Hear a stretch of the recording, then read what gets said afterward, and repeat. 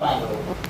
Map siya ng hindi kami problema ng panggabihan. Taga-Coastal Barangay si Rene, kaya pinaghahandaan na nila ang gagawing preemptive evacuation.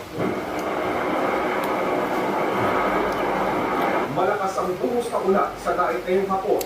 Halos wala na rin makita sa daan nang ikutin namin ang bayan.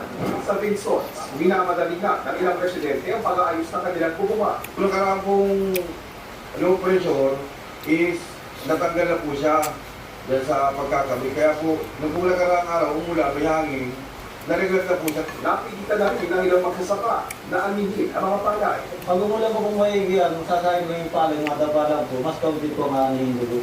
Niwala na po namin mahulisin. Binabantayan ng PDRRMO na Camarines Norte ang mga bayang madalas bahain. Yung technical yung tubig, yung ulan, dahil yung ulan nito. Hindi natin inaalis yung possibility nga by early, late afternoon and early morning by tomorrow, dun yung ng ulan, ng buhos ng ulan. Ang electric cooperative na nagsusupply ng kuryente sa probinsya na posibleng mawalan ng kuryente dahil nga po sa lakas ng hangin habang binabaybay nito ang malaking bahagi ng Camarines Norte. At yan muna ang leaders, balik muna sa iyo, Ivan. Ingat at maraming salamat, JT Soriano. Sa gitna po ng paghanda ng